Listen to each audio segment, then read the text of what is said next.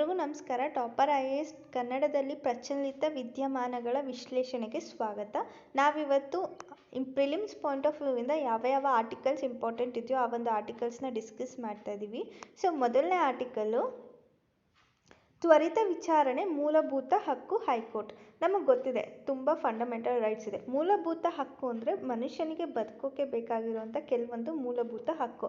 So ಅಂದರೆ ಮೂಲಭೂತ ಹಕ್ಕನ್ನು ತಂದಿರೋಂಥ ಉದ್ದೇಶ ಏನು ಅಂದರೆ ಆರ್ಬಿಟರಿ ಆ್ಯಕ್ಷನ್ ಆಫ್ ದ ಗೌರ್ಮೆಂಟ್, ಅಂದರೆ ಗೌರ್ಮೆಂಟಿಂದ ಆಗುವಂಥ ಆರ್ಬಿಟರಿ ಆ್ಯಕ್ಷನ್ಸ್ನ ಅವಾಯ್ಡ್ ಮಾಡಬೇಕು ಅನ್ನೋ ಉದ್ದೇಶದಿಂದ ಈ ಒಂದು ಮೂಲಭೂತ ಹಕ್ಕು ಅನ್ನೋ ಒಂದು ಕಾನ್ಸೆಪ್ಟನ್ನು ತೊಗೊಂಡು ಬಂದಿದ್ದಾರೆ. ಸೊ ಈ ಮೂಲಭೂತ ಹಕ್ಕು ಜನರಿಗೆ ಫ್ರೀಡಮನ್ನು ಕೊಡುತ್ತೆ. ಸೊ ಈ ಒಂದು ಮೂಲಭೂತ ಹಕ್ಕಿಗೆ ಒಂದು ಹೊಸ ವಿಷಯನ ಆ್ಯಡಪ್ ಮಾಡಿದ್ದಾರೆ. ಅಂದರೆ ಆಲ್ರೆಡಿ ಇದೆ, ಅದನ್ನು ಎಕ್ಸ್ಪ್ಲೋರ್ ಮಾಡಿದ್ದಾರೆ ಸುಪ್ರೀಂ ಕೋರ್ಟ್ ಅವರು. ಸೊ ಬಾಂಬೆ ಹೈಕೋರ್ಟು ಸೋಮವಾರ ಏನಂತ ಹೇಳಿದೆ ಅಂತ ಅಂದರೆ ತ್ವರಿತ ವಿಚಾರಣೆ ಮೂಲಭೂತ ಹಕ್ಕು ಅಂತ ಹೇಳಿದೆ. ಅಂದರೆ speedy trial is A fundamental right. So ಅಂದರೆ ವಿಚಾರಣೆ ಕೋರ್ಟಲ್ಲಿ ಏನು ಡಿಲೇ ಆಗ್ತಿದೆ, ಇವಾಗ ಯಾವುದೇ ಒಂದು ವಿಚಾರಣೆ, ಈಗ ನಾವು ಕೋರ್ಟಲ್ಲಿ ಯಾವುದೇ ಒಂದು ಕೇಸನ್ನು ನಡೆಸಬೇಕಂದ್ರೆ ನಮಗೆ 2 ವರ್ಷ ಆಗ್ಬೋದು, 3 ವರ್ಷ ಆಗ್ಬೋದು, 4 ವರ್ಷ ಆಗ್ಬೋದು. ಸೊ ಈ ಥರ ತುಂಬ ಟೈಮ್ ಡಿಲೇ ಆಗ್ತಿದೆಯಲ್ಲ, ಈ ಒಂದು ಡಿಲೇನ ಅವಾಯ್ಡ್ ಮಾಡಬೇಕು ಅನ್ನೋ ಒಂದು ಉದ್ದೇಶದಿಂದ ಈ ಒಂದು ತ್ವರಿತ ವಿಚಾರಣೆಯನ್ನು ಕೇಳೋದು ನಮ್ಮ ಮೂಲಭೂತ ಹಕ್ಕು. ಕೋರ್ಟಲ್ಲಿ ತ್ವರಿತವಾಗಿ ವಿಚಾರಣೆ ಆಗಬೇಕು ಅಂತ ಹೇಳಿ ಬಾಂಬೆ ಹೈಕೋರ್ಟು ಹೇಳಿದೆ. ಸೊ ಇದು ವಿಚಾರಣೆ ಪ್ರಾರಂಭವಾಗಲು ಕಾಯುತ್ತಿರುವ ಜೈಲುಗಳಲ್ಲಿ ಕೊಳೆಯುತ್ತಿರುವ ಜನರ ಸಮಸ್ಯೆಯನ್ನು ಎತ್ತಿ ತೋರಿಸ್ತಿದೆ. ಈಗ ಫಾರ್ ಎಕ್ಸಾಂಪಲ್ ತುಂಬ ಜನ ಜೈಲಲ್ಲಿ ಇರ್ತಾರೆ, ಅವ್ರದ್ದು ವಿಚಾರಣೆ ಕಂಪ್ಲೀಟ್ ಆಗದೆ ತುಂಬ ಡಿಲೇ ಆಗ್ತಿದೆ ಅಂದಾಗ ಅವರು ಇನ್ ಕೇಸ್ ನಿರಪರಾಧಿ ಆಗಿದ್ದರೂ ಕೂಡ ಅವರು ವಿಚಾರಣೆ ಕಂಪ್ಲೀಟ್ ಆಗೋವರೆಗೂ ಜೈಲಲ್ಲೇ ಇರಬೇಕಾಗುತ್ತೆ ಅಲ್ವಾ. ಸೊ ಅದು ಅವರ ಸಮಯವನ್ನು ವ್ಯರ್ಥ ಮಾಡುತ್ತೆ. ಸೊ ಇದು ಒಳ್ಳೆಯದಲ್ಲ. ಹಾಗಾಗಿ ಇದನ್ನು ಕಡಿಮೆ ಮಾಡಬೇಕಂದ್ರೆ ತ್ವರಿತವಾಗಿ ವಿಚಾರಣೆಯನ್ನು ಮಾಡಬೇಕು. ಅದಕ್ಕೋಸ್ಕರ ಅದನ್ನು ಫಂಡಮೆಂಟಲ್ ರೈಟ್ಸ್ ಅಂತ ಹೇಳಿ ಬಾಂಬೆ ಹೈಕೋರ್ಟು ಹೇಳಿದೆ. ಭಾರತದಲ್ಲಿ ಕ್ರಿಮಿನಲ್ ಪ್ರಕರಣಗಳು ನಮಗೆ ತುಂಬಾ ಸಿಗುತ್ತೆ. ಸೊ ಇದು ವರ್ಷಗಳವರೆಗೆ ತಗೊಳುತ್ತೆ ಈ ಒಂದು ಕ್ರಿಮಿನಲ್ ಪ್ರಕರಣಗಳನ್ನ. ಕೆಲವೊಮ್ಮೆ ಇದು ದಶಕಗಳವರೆಗೂ ಹೋದರೂ ಕೂಡ ಆಶ್ಚರ್ಯ ಏನಿಲ್ಲ. ನಾವು ಈ ಒಂದು ಸಿವಿಲ್ ಪ್ರಕರಣಗಳನ್ನು ನೋಡಿದ್ರೆ ಇಲ್ಲಿರೋಂಥ ಒಂದು ಕಾಯ್ತಿರೋಂಥ ಜನ ಏನಿರ್ತಾರೆ ಜೈಲುಗಳಲ್ಲಿ, ಸೊ ಅವರ ಸ್ಥಿತಿ ಭಯಾನಕವಾಗಿರುತ್ತೆ. ಅವರು ಇನ್ನು ನಮ್ಮ ವಿಚಾರಣೆ ಇವತ್ತಾಗ್ಬೋದು, ನಾಳೆ ಆಗ್ಬೋದು, ನಾಡಿದ್ದಾಗ್ಬೋದು, ಹೀಗೆ ವರ್ಷಗಳ ಗಟ್ಟಲೆ ಕಾಯೋದಿದೆಯಲ್ಲ, ಅದು ತುಂಬ ಕಷ್ಟದ ವಿಷಯ. ಹಾಗಾಗಿ ಇದನ್ನು ಆದಷ್ಟು ತ್ವರಿತವಾಗಿ ಮಾಡಬೇಕು ಅನ್ನೋ ಉದ್ದೇಶದಿಂದ ಇದನ್ನು ಮೂಲಭೂತ ಹಕ್ಕು ಅಂತ ಹೇಳಿ ಬಾಂಬೆ ಹೈಕೋರ್ಟು ಡಿಕ್ಲೇರ್ ಮಾಡಿದೆ. ಸೊ ಈ ಒಂದು ನ್ಯಾಯ ಅನ್ನೋದೇನಿದೆ ಅದನ್ನು ಗರ್ಭಪಾತ ಮಾಡ್ತಿದ್ದಾರೆ, ಅನಗತ್ಯವಾಗಿ ದಬ್ಬಾಳಿಕೆ ಮಾಡೋದ್ರ ಮೂಲಕ ಈ ಒಂದು ನ್ಯಾಯದ ಗರ್ಭಪಾತ ಮಾಡ್ತಿದ್ದಾರೆ ಅಂತ ಹೇಳಿ ಇವರು ಹೇಳ್ತಿದ್ದಾರೆ. ಈ ಒಂದು ಸೆರೆವಾಸವನ್ನು ರಕ್ಷಿಸೋಕ್ಕೋಸ್ಕರ ಈ ಒಂದು ತ್ವರಿತ ವಿಚಾರಣೆ ತುಂಬ ಮುಖ್ಯ ಆಗಿದೆ. ಎಲ್ಲ ನಾಗರಿಕರಿಗೂ ನ್ಯಾಯಯುತ ವಿಚಾರಣೆಯನ್ನು ಒದಗಿಸ್ಬೇಕು. ಸೊ ಈ ಒಂದು ನ್ಯಾಯಯುತ ವಿಚಾರಣೆಯನ್ನು ಮಾಡೋದ್ರ ಮೂಲಕ ನ್ಯಾಯದ ವಿತರಣೆಯನ್ನು ಖಚಿತಪಡಿಸ್ಬೇಕು ಅಂತ ಹೇಳಿ ಬಾಂಬೆ ಹೈಕೋರ್ಟು ಹೇಳ್ತಾ ಇದೆ. 1979ರಲ್ಲಿ ಬಿಹಾರದಲ್ಲಿ ಒಂದು ರಾಜ್ಯ ಗೃಹ ಕಾರ್ಯದರ್ಶಿ ಅಂದರೆ ಹುಸೇನರ್ ಏನಿದ್ರು ಅವ್ರ ವಿರುದ್ಧ ಸುಪ್ರೀಂ ಕೋರ್ಟಲ್ಲಿ ಒಂದು ಕೇಸ್ ಹಾಕಿರ್ತಾರೆ. ಅಂದರೆ ಭಾರತೀಯ ಸಂವಿಧಾನ ಅನುಚ್ಛೇದ 21ರ ಅಡಿಯಲ್ಲಿ ಈ ಒಂದು ಕೇಸನ್ನು ಹಾಕಿರ್ತಾರೆ. ಇದು ಜೀವನ ಮತ್ತು ವೈಯಕ್ತಿಕ ಸ್ವತಂತ್ರದ ಹಕ್ಕಿನಲ್ಲಿ ತ್ವರಿತ ವಿಚಾರಣೆ ಹಕ್ಕು ಒಂದು ಮೂಲಭೂತ ಹಕ್ಕು ಎಂದು ಅಭಿಪ್ರಾಯಪಟ್ಟಿತ್ತು. ಸೊ ಅಂದರೆ ರೈಟ್ ಟು ಸ್ಪೀಡಿ ಟ್ರಯಲ್ ಅಥವಾ ತ್ವರಿತ ವಿಚಾರಣೆ ಹಕ್ಕು ಏನಿದೆ ಅದು ಆರ್ಟಿಕಲ್ 21ರ ಅಡಿಯಲ್ಲಿ ಅದು ಕೂಡ ಒಂದು ಮೂಲಭೂತ ಹಕ್ಕು. ಅಂದರೆ ಇದು right to life and personal liberty, ಈ ಒಂದು ಆರ್ಟಿಕಲ್ ಏನಿದೆ ಜೀವನ ಮತ್ತು ವೈಯಕ್ತಿಕ ಸ್ವತಂತ್ರದ ಹಕ್ಕು, ಈ ಒಂದು ಹಕ್ಕಿನ ಅಡಿಯಲ್ಲಿ ಬರುವಂತಹ ಒಂದು ಹಕ್ಕು ಇದು ತ್ವರಿತ ವಿಚಾರಣೆಯ ಹಕ್ಕು ಅಂತ ಹೇಳಿ ಬಾಂಬೆ ಹೈಕೋರ್ಟು ಹೇಳಿತ್ತು.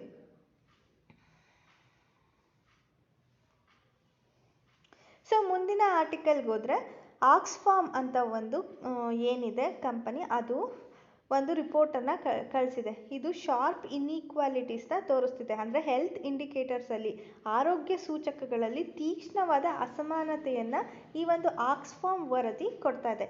ಏನಿದು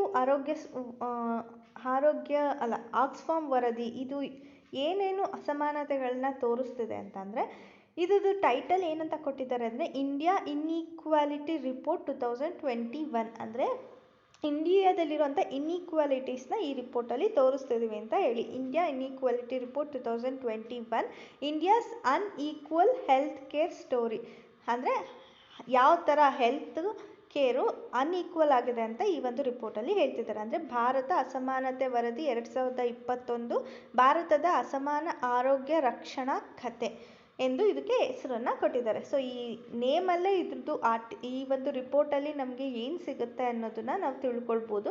ಸೊ ಅಂದರೆ ಇದು ಇನ್ಈಕ್ವಾಲಿಟೀಸ್ ಬಗ್ಗೆ, ಅಂದರೆ ಅಸಮಾನತೆಯ ಬಗ್ಗೆ ಮಾತಾಡ್ತಿದೆ. ಅದರಲ್ಲೂ ಎಸ್ಪೆಷಲಿ ಆರೋಗ್ಯದ ವಿಷಯದಲ್ಲಿ ಯಾವ ಯಾವ ರೀತಿಯ ಅಸಮಾನತೆಯನ್ನು ಜನರು ಅನುಭವಿಸ್ತಿದ್ದಾರೆ ಅನ್ನೋದ್ರ ಬಗ್ಗೆ ಈ ಒಂದು ರಿಪೋರ್ಟು ಮಾತಾಡ್ತಾ ಇದೆ. ನಾವು ಸಾಮಾನ್ಯ ವರ್ಗ ಮತ್ತು SC/ST ಈಗಳನ್ನ ಕಂಪೇರ್ ಮಾಡಿದಾಗ ಸಾಮಾನ್ಯ ವರ್ಗದ ಆರೋಗ್ಯ SC/ST ಅವ್ರಿಗಿಂತ ಉತ್ತಮವಾಗಿದೆ. ಮುಸ್ಲಿಂ ಮತ್ತು ಹಿಂದೂಗಳಿಗೆ ಕಂಪೇರ್ ಮಾಡಿದಾಗ ಮುಸ್ಲಿಮರಿಗಿಂತ ಹಿಂದೂಗಳ ಆರೋಗ್ಯ ಸ್ಥಿತಿ, ಅವರಿಗೆ ಸಿಗ್ತಾ ಇರೋಂಥ ಆಪರ್ಚುನಿಟೀಸು ಜಾಸ್ತಿ ಇದೆ. ಶ್ರೀಮಂತ ಮತ್ತು ಬಡವರಿಗೆ ಕಂಪೇರ್ ಮಾಡಿದಾಗ ಶ್ರೀಮಂತರು ಉತ್ತಮರಾಗಿದ್ದಾರೆ. ಪುರುಷ ಮತ್ತು ಮಹಿಳೆಯರಿಗೆ ಕಂಪೇರ್ ಮಾಡಿದಾಗ ಪುರುಷರು ಉತ್ತಮರಾಗಿದ್ದಾರೆ. ಅದೇ ನಗರ ಜನಸಂಖ್ಯೆ ಮತ್ತು ಗ್ರಾಮೀಣ ಜನಸಂಖ್ಯೆಗೆ ಕಂಪೇರ್ ಮಾಡಿದಾಗ ನಗರ ಜನಸಂಖ್ಯೆ ಉತ್ತಮವಾಗಿದೆ ಅಂತ ಹೇಳಿ ಈ ಒಂದು ರಿಪೋರ್ಟು ಹೇಳ್ತಾ ಇದೆ. ಸೊ ಇವರಿಗೆ ಉತ್ತಮ ಆರೋಗ್ಯ ತಪಾಸಣೆ ಸಿಗ್ತಾ ಇದೆ. ಸಾಮಾನ್ಯ ವರ್ಗಕ್ಕಿರ್ಬೋದು, ಹಿಂದೂಗಳಿಗಿರ್ಬೋದು, ಶ್ರೀಮಂತರಿಗಿರ್ಬೋದು, ಮತ್ತು ನಗರವಾಸಿಗಳಿರ್ಬೋದು, ಪುರುಷರಿಗಿರ್ಬೋದು, ಬೇರೆಯವರಿಗೆ ಕಂಪೇರ್ ಮಾಡಿದಾಗ ಅವರಿಗೆ ಉತ್ತಮವಾದಂಥ ಆರೋಗ್ಯ ತಪಾಸಣೆ ಸಿಗ್ತಾ ಇದೆ ಅಂತ ಹೇಳಿ ಈ ಒಂದು ರಿಪೋರ್ಟಲ್ಲಿ ಹೇಳ್ತಿದೆ.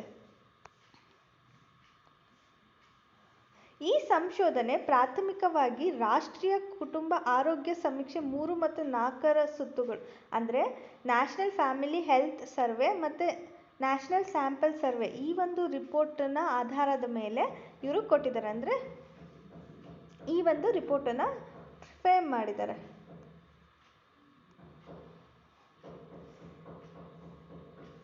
ಯಾವ ಯಾವ ಅಸಮಾನತೆಗಳನ್ನು ಇದು ತೋರಿಸ್ತಾ ಇದೆ ಅಂದರೆ, ಭಾರತದಲ್ಲಿ ಸಾಂಸ್ಥಿಕ ವಿತರಣೆಗಳ ಈಗ ಫಾರ್ ಎಕ್ಸಾಂಪಲ್ 2005-6ರಲ್ಲಿ ಇನ್ಸ್ಟಿಟ್ಯೂಷನಲ್ ಡೆಲಿವರೀಸ್ ಏನಿತ್ತು ಅದು 38.7% ಇತ್ತು. ಆದರೆ 2015-16ನಲ್ಲಿ 78%ಗೆ ಜಾಸ್ತಿ ಆಗಿದೆ. ಆದರೆ ಅಸಮಾನತೆ ಅಂತ ತಗೊಂಡಾಗ SC ಕುಟುಂಬ ತಗೊಂಡ್ರೆ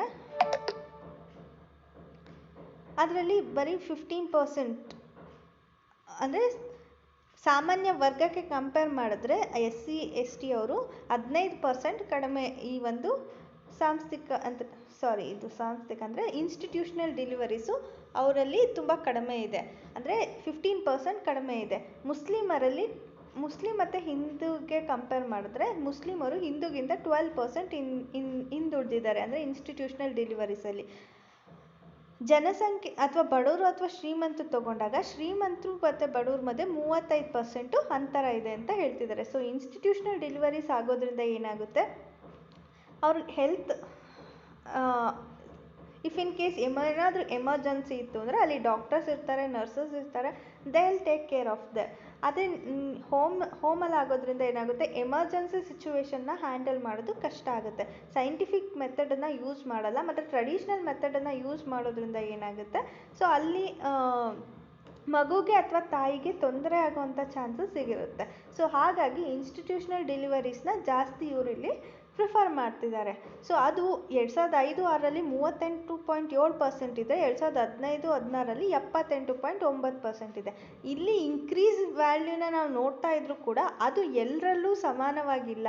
ಅಂದರೆ ಕೆಲವೊಂದು ವರ್ಗಗಳಲ್ಲಿ ಹೆಚ್ಚಿದೆ, ಅಂದರೆ ಯಾರಿಗೆ ಅನುಕೂಲ ಇರುತ್ತೆ ಅವರು ಇನ್ಸ್ಟಿಟ್ಯೂಷನಲ್ ಡೆಲಿವರಿಗೆ ಪ್ರಿಫರ್ ಮಾಡ್ತಾರೆ, ಯಾರಿಗೆ ಅನುಕೂಲ ಇರಲ್ಲ ಅವರು ಇದನ್ನು ಪ್ರಿಫರ್ ಮಾಡಲ್ಲ. ಸೊ ಹಾಗಾಗಿ ಈ ಒಂದು ಅಸಮಾನತೆಯನ್ನು ನಾವಿಲ್ಲಿ ನೋಡ್ತಾ ಇದ್ದೀವಿ ಅಂತ ಹೇಳ್ಬೋದು. ನಮಗೆ ಗೊತ್ತಿದೆ ಕ್ಲೈಮೇಟ್ ಚೇಂಜ್ ಅಂದರೆ ಹವಾಮಾನ ಬದಲಾವಣೆ ತುಂಬ ದೊಡ್ಡ ಪರಿಣಾಮವನ್ನು ಈ ಒಂದು ಭೂಮಿಯ ಮೇಲೆ ಬೀರ್ತಾ ಇದೆ. ಸೊ ಈ ಒಂದು ಹವಾಮಾನ ಬದಲಾವಣೆಗೆ ಒಂದು ಉದಾಹರಣೆ ಅಂತಂದರೆ ಸ್ವಿಸ್ ಆಲ್ಪ್ಸಲ್ಲಿ 1000ಕ್ಕೂ ಹೆಚ್ಚು ಸರೋವರಗಳು ಈಗ ಆಡಪ್ ಆಗ್ತಿದೆ, ಅಂದರೆ ಹೊಸದಾಗಿ ಸೇರ್ಕೊಳ್ತಾ ಇದೆ, ಕ್ರಿಯೇಟ್ ಆಗ್ತಿದೆ ಅಂತ ಹೇಳ್ಬೋದು. ಈ ಒಂದು ಸರೋವರ ಕ್ರಿಯೇಟ್ ಆಗೋದಕ್ಕೂ ಹವಾಮಾನ ಬದಲಾವಣೆಗೂ ಏನು ಸಂಬಂಧ ಅಂದರೆ, ಸೊ ಇಲ್ಲಿರೋ ಅಂತಹ ಗ್ಲೇಷಿಯರ್ಸ್ ಅಂದರೆ ಹಿಮ ನದಿಗಳು, ಈ ಹಿಮ ಏನಿದೆ ಅದು ಕರಗಿ ನದಿಯಾಗಿ ಹರಿತಾ ಇದೆ. ಸೊ ಹಿಮ ಕರಗ್ತಿದೆ ಅಂತ ಅಂದರೆ ಅಲ್ಲಿ ಏನಾಗ್ತದೆ, ಹವಾಮಾನ ಬದಲಾವಣೆ ಆಗ್ತಿದೆ. ಸೊ ಅಂದರೆ ಟೆಂಪರೇಚರ್ ಜಾಸ್ತಿ ಆಗ್ತಿದೆ. ಆ ಒಂದು ರೀಸನ್ನಿಂದ ಅಲ್ಲಿ ಇರೋವಂಥ ಹಿಮ ಕರಗಿ ನದಿಯಾಗಿ ಹರಿತಾ ಇದೆ. ಸೊ ಇದು ತುಂಬ ಜಾಸ್ತಿ ಆಗಿದೆ. ಈಗ 1000ಕ್ಕೂ ಹೆಚ್ಚು ಸರೋವರಗಳು ಇಲ್ಲಿ ಕ್ರಿಯೇಟ್ ಆಗಿದೆ ಅಂತ ಹೇಳ್ತಿದ್ದಾರೆ. ಸೊ ಇದನ್ನು ಯಾರು, ಸ್ವಿಸ್ನ federal institute of aquatic science and technology ಈ ಒಂದು ಅಧ್ಯಯನದ ರಿಪೋರ್ಟನ್ನು ಪ್ರಕಟ ಮಾಡಿದೆ. ಸೊ ಅದ್ರ ಪ್ರಕಾರ 1000ಕ್ಕೂ ಹೆಚ್ಚು ಸರೋವರಗಳು ಇಲ್ಲಿ ಹೊಸದಾಗಿ ಸೇರಿದೆ. ಸ್ವಿಸ್ ಗ್ಲೇಷಿಯಲ್ ಸರೋವರ ಏನಿದೆ ಅದು 1850ರ ಸುಮಾರಿಗೆ, ಅಂದರೆ ಲಿಟಲ್ ಐಸ್ ಏಜ್ ಅಂತ್ಯ ಆಗ್ತಿತ್ತಲ್ವಾ, ಸೊ ಆವಾಗ 1200 ಹೊಸ ಸರೋವರಗಳು ರೂಪುಗೊಂಡಿದ್ದು. ಆದರೆ ಇವಾಗ ಏನು ಈ ಒಂದು ಹೊಸ ಸರೋವರಗಳಾಗ್ತಿದೆ ಅದು 2% ಕಡಿಮೆ ಆಗ್ತಾ ಬರ್ತಿದೆ ಅಂತ ಇವರು ಹೇಳ್ತಿದ್ದಾರೆ. ಮತ್ತು 2015 ಪ್ಯಾರಿಸ್ ಒಪ್ಪಂದ ಏನಿತ್ತು ಇದ್ರ ಪ್ರಕಾರ ಏನೇನು ಅವರು ಮೀಟ್ ಮಾಡಬೇಕು ಅಂತಿದ್ದಾರೆ ಕ್ಲೈಮೇಟ್ ಚೇಂಜನ್ನು ಅವಾಯ್ಡ್ ಮಾಡೋಕ್ಕೆ, ಈ ಒಂದು ಹವಾಮಾನ ಬದಲಾವಣೆನ ಆಗದೇ ಇರೋ ಥರ ಅವಾಯ್ಡ್ ಮಾಡೋದಕ್ಕೆ ಯಾವ ಸ್ಟೆಪ್ಸನ್ನ ತಗೊಳ್ಬೇಕಂತ ಈ ಒಂದು ಪ್ಯಾರಿಸ್ ಒಪ್ಪಂದವನ್ನು ಮಾಡ್ಕೊಂಡಿದ್ದಾರೆ. ಅದನ್ನೆಲ್ಲ ಫುಲ್ಫಿಲ್ ಮಾಡಿದ್ರೂ ಕೂಡ ಈ ಒಂದು ಏನು ಹಿಮನದಿ 2/3 ಅದು ಕಳೆದು ಹೋಗುತ್ತೆ. ಸೊ ಅಂದರೆ 1/3 ಭಾಗದಷ್ಟನ್ನು ಮಾತ್ರ ನಾವು ಉಳಿಸ್ಕೋಬೋದು. 2/3 ಭಾಗದಷ್ಟು ನಾವು ಏನೇ ಮಾಡಿದ್ರೂ ಕೂಡ ಅದು ಕಳೆದೋಗುತ್ತೆ, ನಮಗೆ ಸಿಗಲ್ಲ ಅಂತ ಇವರು ಹೇಳ್ತಿದ್ದಾರೆ. ಅಂದರೆ ಇದು ಅಷ್ಟು ಡೇಂಜರಸ್ ಸಿಚುವೇಶನಲ್ಲಿ ಈ ಒಂದು ಆಲ್ಪೈನ್ ಗ್ಲೇಷಿಯರ್ಸು ಇದೆ ಅಂತ ಇವರು ಹೇಳ್ತಿದ್ದಾರೆ. ನೆಕ್ಸ್ಟ್, ನೋಯ್ಡಾದಲ್ಲಿ ವಿಶ್ವದರ್ಜೆಯ ಇಂಡಿಯನ್ ಇನ್ಸ್ಟಿಟ್ಯೂಟ್ ಆಫ್ ಹೆರಿಟೇಜನ್ನು ಸ್ಥಾಪಿಸ್ಬೇಕಂತ ಸರ್ಕಾರ ನಿರ್ಧಾರ ಮಾಡಿದೆ. ಏನಿದು ಇಂಡಿಯನ್ ಇನ್ಸ್ಟಿಟ್ಯೂಟ್ ಆಫ್ ಹೆರಿಟೇಜ್ ಅಂದರೆ ವಿಶ್ವದರ್ಜೆ ವಿಶ್ವವಿದ್ಯಾಲಯ ಅಂದರೆ ಇದು ಭಾರತದ ಶ್ರೀಮಂತ ಸ್ಪಷ್ಟ ಪರಂಪರೆ ಬಗ್ಗೆ ಮತ್ತು ಅದರ ಸಂರಕ್ಷಣೆ ಮತ್ತು ಸಂಶೋಧನೆಯ ಬಗ್ಗೆ ಗಮನ ಹರಿಸೋದಕ್ಕೋಸ್ಕರ ತಗೊಂಡು ಬರ್ತಿರುವಂಥ ಇನ್ಸ್ಟಿಟ್ಯೂಟ್ ಆಗಿದೆ. ಸೊ ಇದು ಸಂಶೋಧನೆ, ಅಭಿವೃದ್ಧಿ, ಜ್ಞಾನದ ಪ್ರಸಾರ ಮತ್ತು ತನ್ನ ವಿದ್ಯಾರ್ಥಿಗಳ ಶಿಕ್ಷಣದಲ್ಲಿ ಉತ್ಕೃಷ್ಟತೆಯನ್ನು ತಗೊಂಡು ಬರಬೇಕು ಅನ್ನೋ ಉದ್ದೇಶದಿಂದ ತಗೊಂಡು ಬಂದಿದ್ದಾರೆ. ಸೊ ಭಾರತದ ಸಾಂಸ್ಕೃತಿಕ, ವೈಜ್ಞಾನಿಕ ಮತ್ತು ಆರ್ಥಿಕ ಜೀವನಕ್ಕೆ ಕೊಡುಗೆ ನೀಡುವ ಪರಂಪರೆ ಇದಾಗಿದೆ. ಸೊ ಇದಕ್ಕೆ ರಿಲೇಟೆಡ್ ಆಗಿರುವಂಥ ಒಂದು ಚಟುವಟಿಕೆಗಳನ್ನು ಇದು ನೀಡ್ತಿದೆ. ಸೊ ಇದು ದೇಶದಲ್ಲಿ ಒಂದು ಸ್ಟ್ಯಾಂಡ್ ಅಲೋನ್ ಇನ್ಸ್ಟಿಟ್ಯೂಷನ್ ಆಗಿ ಬರೋವಂಥ ಚಾನ್ಸಸ್ ಇದೆ. ಸೊ ಅಂದರೆ ಇದೊಂದು ಏಕಾಂಗಿ ಸಂಸ್ಥೆಯಾಗಿ ಹೊರಹೊಮ್ಮುತ್ತಿದೆ ಅಂತಲೇ ಹೇಳ್ಬೋದು. ನೆಕ್ಸ್ಟ್ ಬಂದರೆ, ಸರ್ಕಾರ ಒಂದು ಬ್ಯಾಡ್ ಬ್ಯಾಂಕನ್ನು ಸ್ಥಾಪಿಸಬೇಕು ಅನ್ನೋ ಒಂದು ಉದ್ದೇಶನ ಇಟ್ಕೊಂಡು ಇದು ಬಂದಿದೆ. ರೀಸೆಂಟಾಗಿ ಒಂದು ಬಜೆಟಲ್ಲಿ ಹಣಕಾಸು ಸಚಿವರು ಭಾಷಣ ಮಾಡಬೇಕಾದ್ರೆ ಈ ಒಂದು ಪ್ರಪೋಸಲ್ನ ತೊಗೊಂಡು ಬಂದಿದ್ದಾರೆ. ಅಂದರೆ ಸಾರ್ವಜನಿಕ ವಲಯದ ಬ್ಯಾಂಕ್ಗಳು ಉನ್ನತ ಮಟ್ಟದ ನಿಬಂಧನೆಗಳನ್ನು ಮಾಡಬೇಕು. ಅಂದರೆ ಬ್ಯಾಂಕ್ ಪುಸ್ತಕಗಳೇನಿದೆ ಅದರಲ್ಲಿರೋ ಅಂಥ ಸ್ಟ್ರೆಸ್ಡ್ ಅಸೆಟ್ಸ್ ಅಥವಾ ಸ್ಟ್ರೆಸ್ಡ್ ಲೋನ್ಸ್ ಏನಿದೆ ಅದನ್ನು ಸರಿ ಮಾಡಬೇಕು ಅನ್ನೋ ಉದ್ದೇಶದಿಂದ ಈ ಒಂದು ಬ್ಯಾಡ್ ಬ್ಯಾಂಕನ್ನು ಸ್ಥಾಪನೆ ಮಾಡಬೇಕು ಅಂತ ಹೇಳ್ತಿದ್ದಾರೆ. ಸೊ ಈಗ ಫಾರ್ ಎಕ್ಸಾಂಪಲ್ ಒತ್ತಡದ ಸಾಲ ಇರುತ್ತೆ, ಎಷ್ಟೊಂದು ಒತ್ತಡದ ಸಾಲ ಇರುತ್ತೆ. ಸೊ ಅದನ್ನೆಲ್ಲನೂ ಕ್ರೋಢೀಕರಿಸಲು, ಸ್ವಾಧೀನಪಡಿಸಿಕೊಳ್ಳಲು, ಅಂತಿಮವಾಗಿ ಮೌಲ್ಯ ಸಾಕ್ಷಾತ್ಕಾರವನ್ನು ಮಾಡಬೇಕು. ಅಂದರೆ ಪರ್ಯಾಯ ಹೂಡಿಕೆ ನಿಧಿಗಳನ್ನು ಮಾಡಬೇಕು. ಇದನ್ನು ನಿರ್ವಹಿಸೋದಕ್ಕೆ ಒಂದು ಏನಾದರೂ ಕಂಪನಿ ಬೇಕು, ಅಂದರೆ ಇದನ್ನು ವಿಲೇವಾರಿ ಮಾಡೋ ಅಂಥದ್ದು ಬೇಕು. ಸೊ ಇದನ್ನು ಪುನರ್ ನಿರ್ಮಾಣ ಮಾಡಬೇಕು ಅನ್ನೋ ಉದ್ದೇಶದಿಂದ ಈ ಒಂದು ಪುನರ್ ನಿರ್ಮಾಣ ಕಂಪನಿ ಲಿಮಿಟೆಡ್ ಅಥವಾ ಅಸೆಟ್ ಮ್ಯಾನೇಜ್ಮೆಂಟ್ ಕಂಪನಿನ ಸ್ಥಾಪಿಸ್ಬೇಕಂತ ಇವರು ಹೇಳ್ತಿದ್ದಾರೆ. ಸೊ ಭಾರತೀಯ ರಿಸರ್ವ್ ಬ್ಯಾಂಕ್ ಏನಿದೆ ಈ ಒಂದು ಆಸ್ತಿ ಪುನರ್ ನಿರ್ಮಾಣ ಕಂಪನಿ ಅಂದರೆ ಅಸೆಟ್ ರೀಕನ್ಸ್ಟ್ರಕ್ಷನ್ ಕಂಪನೀಸ್ ಏನಿದೆ ಇದು ನಿಯಂತ್ರಣ ಮಾಡೋದು RBI ಆಗಿರುತ್ತೆ. ಸೊ ಈ ಒಂದು ARC ಕಾರ್ಯನಿರ್ವಹಣೆ ಹೇಗೆ ಮಾಡಬೇಕು ಅನ್ನೋದನ್ನು ಈ ಒಂದು reserve bank of India decide ಮಾಡುತ್ತೆ, ಅದೇ ಶಿಫಾರಸು ಮಾಡುತ್ತೆ. ಬ್ಯಾಂಕುಗಳಿರ್ಬೋದು ಅಥವಾ ಬ್ಯಾಂಕೇತರ ಹಣಕಾಸು ಕಂಪನಿಗಳಿರ್ಬೋದು, ಅವರಲ್ಲಿರುವಂಥ ಒತ್ತಡ ಸ್ವತ್ತುಗಳನ್ನು ಈ ಒಂದು ARCಗೆ ವರ್ಗಾಯಿಸ್ಬೋದು. ಅವರು ARC ಅವರು ಅದನ್ನು ಸಾರ್ಟ್ ಔಟ್ ಮಾಡಿ ಅವ್ರು ಇಷ್ಟಂತ ಹೇಳಿ ಲಾಭನ ತಗೊಂಡು ಇನ್ನಿದ್ದ ಅಮೌಂಟನ್ನು ಬ್ಯಾಂಕ್ ಅಥವಾ ಅದರ ಹಣಕಾಸು ಕಂಪನೀಸ್ ಏನಿರುತ್ತೆ ಸೊ ಅದಕ್ಕೆ ಟ್ರಾನ್ಸ್ಫರ್ ಮಾಡುತ್ತೆ. ಸೊ ಹಾಗಾಗಿ ಬ್ಯಾಂಕಿಗೆ ಇರೋವಂಥ ಬರ್ಡನ್ಸು ಕಮ್ಮಿ ಆಗುತ್ತೆ. ಈ ಒಂದು ಅಸೆಟ್ ರೀಕನ್ಸ್ಟ್ರಕ್ಷನ್ ಕಂಪನೀಸ್ ಏನಾಗುತ್ತೆ, ಈ ಒಂದು ಲೋನ್ಸನ್ನು ಕಲೆಕ್ಟ್ ಮಾಡೋದ್ರ ಮೂಲಕ ಈ ಒಂದು ಸ್ಟ್ರೆಸ್ಡ್ ಲೋನ್ಸ್ ಏನಿರುತ್ತೆ ಅದನ್ನು ಕಡಿಮೆ ಮಾಡುತ್ತೆ. ಈ ಒಂದು ಬ್ಯಾಂಕ್ ಬ್ಯಾಲೆನ್ಸ್ ಶೀಟ್ ಏನಿರುತ್ತೆ ಅದನ್ನು ಕ್ಲಿಯರ್ ಮಾಡುತ್ತೆ ಅಂತ ಹೇಳ್ತಿದ್ದಾರೆ. ಏನಿದು ಆಸ್ತಿ ಪುನರ್ನಿರ್ಮಾಣ ಕಂಪನಿ ಅಂದರೆ, ಇದು ಒಂದು ವಿಶೇಷ ರೀತಿಯ ಹಣಕಾಸು ಸಂಸ್ಥೆ.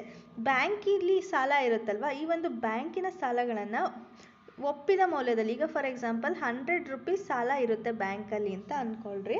ಸೊ ಈ ಅಂತ 100 ರೂಪೀಸ್ನ ಈ ಒಂದು ಅಸೆಟ್ ರೀಕನ್ಸ್ಟ್ರಕ್ಷನ್ ಕಂಪನಿ ಕಲೆಕ್ಟ್ ಮಾಡೋದಕ್ಕೆ ಒಪ್ಕೊಳ್ಳುತ್ತೆ. ಆದರೆ ಇದು ಬ್ಯಾಂಕಲ್ಲಿ ಒಪ್ಕೊಳ್ಳೋದಕ್ಕೂ ಮುಂಚೆ ಈ ಒಂದು ಲೋನ್ಸನ್ನು ಕಲೆಕ್ಟ್ ಮಾಡಿ 50 ರೂಪೀಸ್ ನಾನು ಇಟ್ಕೊಳ್ತೀನಿ, 50 ರೂಪೀಸ್ ನಿಮಗೆ ಕೊಡ್ತೀನಿ ಅಂತ ಹೇಳಿ ಫಸ್ಟೇ ಅಗ್ರಿಮೆಂಟ್ ಮಾಡ್ಕೊಳುತ್ತೆ. 50ನೂ ಆಗಿರ್ಬೋದು, ಎಷ್ಟಾದರೂ ಆಗಿರ್ಬೋದು.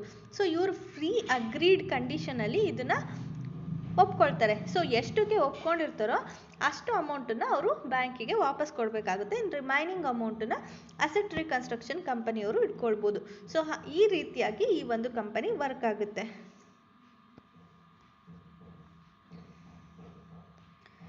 ಆಸ್ತಿ ಪುನರ್ನಿರ್ಮಾಣ ಕಂಪನಿಗಳು ಅಥವಾ ಈ ARC ಏನಿದೆ ಇದೊಂದು RBI ಅಡಿಯಲ್ಲಿ ನೋಂದಾಯಿಸಲಾಗುತ್ತೆ. ಅಂದರೆ ಮತ್ತು ಸೆಕ್ಯೂರಿಟೀಸ್ ಬಡ್ಡಿ ಕಾಯ್ದೆ 2002. ಸೊ ಅಂದರೆ securitisation and reconstruction of financial asset and enforcement of securities interest act 2002, SARFAESI act.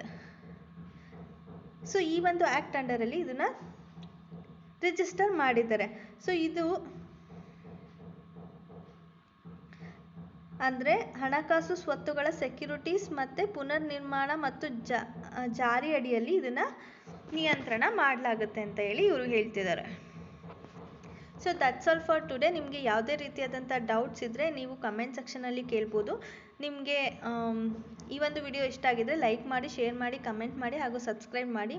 ನಿಮಗೆ ಯಾವುದೇ ರೀತಿಯಾದಂಥ ಡೌಟ್ ಇದ್ದರೆ ಕಮೆಂಟ್ ಸೆಕ್ಷನಲ್ಲಿ ತಿಳಿಸಿ. ನಿಮಗೆ ಈ ಒಂದು PDF ಬೇಕು ಅಂದರೆ ಟಾಪರ್ IAS ಆ್ಯಪಿಂದ ಇದನ್ನು ಡೌನ್ಲೋಡ್ ಮಾಡ್ಕೊಳ್ಬೋದು. Thank you all.